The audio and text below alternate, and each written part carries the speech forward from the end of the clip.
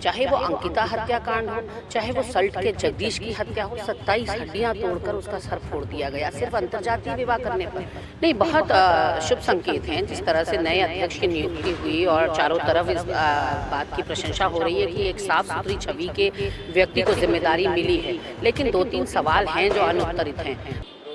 नमस्कार, आप देख रहे हैं देवभूमि इनसाइडर। मैं हूं आपके साथ शुभांगी भट्ट। देखिए, इस वक्त हमारे साथ मौजूद हैं कांग्रेस प्रवक्ता गरिमा दसौनी जी। सबसे पहले आपका स्वागत है Devbhoomi insider. Thank you so much. देखिए, बहुत सारे मुद्दे जो हैं अभी उत्तराखंड में इस वक्त गरमाए हुए हैं। सबसे पहले जो गोलीकांड है, जो उधम सिंह नगर का जो मामला है, उसमें कानून व्यवस्था पर सवाल उठाए जा रहे हैं। उसमें एक महिला की भी मौत हो गई है गोली लगकर। क्या कुछ आपका कहना है, क्या कुछ आपका मानना है इस मामले में? नहीं, बिल्कुल पटरी से उतर चुकी है। देखिए, और उत्तराखंड देवभूमि में तो इस तरह के जो वारदातें हैं वो कभी सुनने को भी नहीं मिलती थी।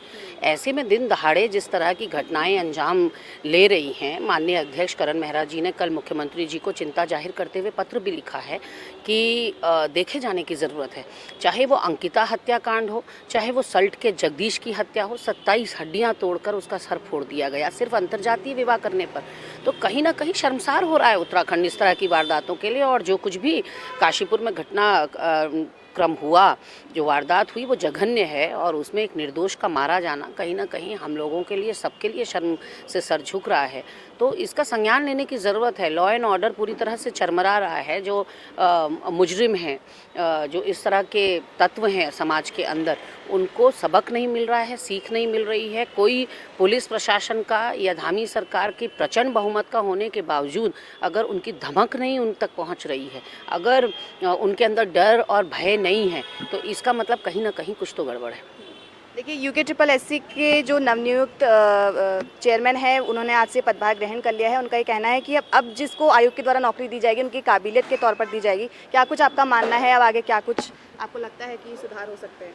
नहीं, बहुत शुभ संकेत हैं जिस तरह से नए अध्यक्ष की नियुक्ति हुई और चारों तरफ इस बात की प्रशंसा हो रही है कि एक साफ सुथरी छवि के व्यक्ति को जिम्मेदारी मिली है, लेकिन 2-3 सवाल हैं जो अनुत्तरित हैं। पहला ये कि जब आपने UKSSC की भर्तियां लोक सेवा आयोग को ट्रांसफ़र कर ही दी हैं, तो फिर अब अधीनस्थ सेवा चयन आयोग में चेयरमैन को आप क्या काम देंगे, क्या जिम्मेदारी सौंपेंगे? उनके पास तो काम ही नहीं बचा। हमारे साथ इतना बड़ा धोखा हमने पृथक पहाड़ी राज्य इसलिए मांगा था कि यहाँ के जो संसाधन हैं हमारे काम आ सकें, उत्तराखंडियों के काम आ सकें। आज हमारी नदियों का जो बिजली बन रही है सारी प्रदेशों में जा रही है, तो ऐसे में हमारा जो जल जंगल ज़मीन है उस पर हमारा कितना एकाधिकार है, इस पर सवाल होना चाहिए। और इसी की ओर हर सरकार को प्रयासरत होना चाहिए कि हम अपने नागरिकों को, अपने प्रदेश की जनता को कैसे अपने ही संसाधनों से लाभान्वित कर पाते हैं। अगला सवाल ये रहेगा कि आज से भाजपा के जो राष्ट्रीय महामंत्री हैं वो आज से उत्तराखंड के दौरे पर हैं और कहा जा रहा है कि 2024 के चुनाव को लेकर चर्चा होनी है। तो क्या कुछ आपका मानना है, किस तरीके की कांग्रेस की तैयारियां चल रही हैं अगर हम उनसे कंपेयर करें तो? नहीं, मुझे ऐसा लगता है कि भारत जोड़ो यात्रा जो माननीय राहुल गांधी जी के नेतृत्व में चल रही है, उसने कहीं ना कहीं चूल्हे हिलाकर रख दी हैं भारतीय जनता पार्टी की, और बहुत निचले स्तर पर भारतीय जनता पार्टी अब उतर आई है और कई आरोप भी भारत जोड़ो यात्रा पर लग रहे हैं।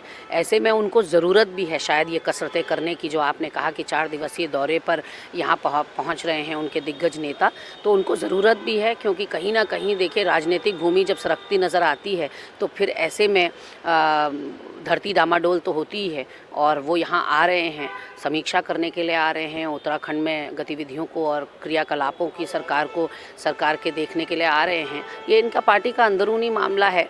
आते हैं और जाते हैं, लेकिन उत्तराखंड को कुछ नहीं मिलता।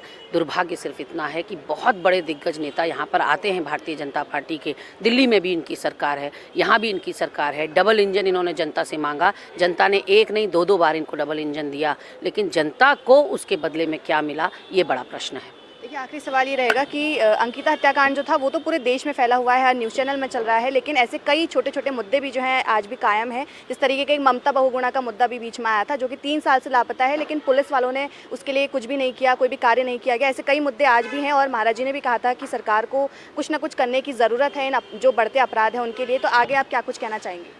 देखिए, भारतीय जनता पार्टी की सरकार मुझे लगता है कि पहुंच वालों की सरकार है, पूंजीपतियों की सरकार है, रसूखदारों की सरकार है, क्योंकि आम आदमी की तो यहाँ कोई सुनवाई नहीं है।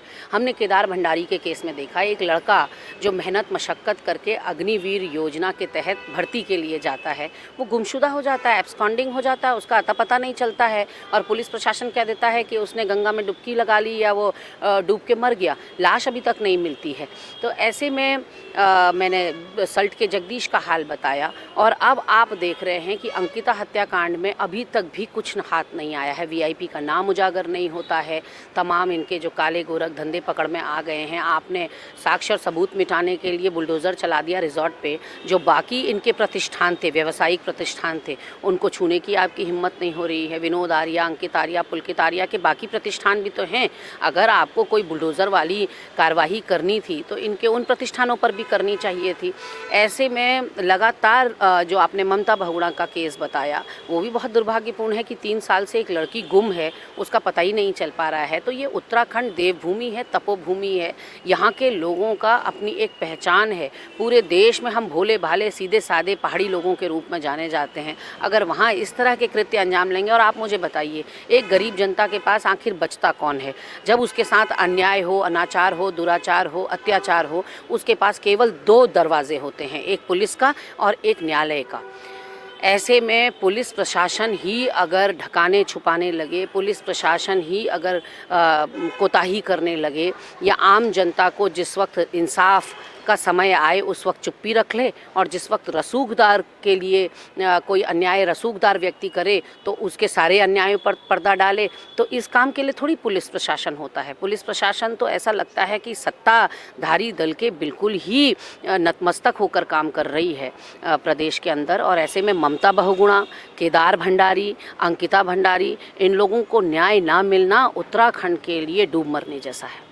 बहुत बहुत शुक्रिया हमसे जुड़ने के लिए। तो ये थी हमारे साथ कांग्रेस प्रवक्ता गरिमा दसौनी जी, जिन्होंने हमसे कई मुद्दों पर बात करी, जो मुद्दे इस बार और अभी इस वक्त उत्तराखंड में गरमाए हुए हैं। कैमरामैन आशु के साथ मैं शुभांगी भट्ट, देवभूमि इनसाइडर। आज ही डाउनलोड करें देवभूमि इनसाइडर ऐप।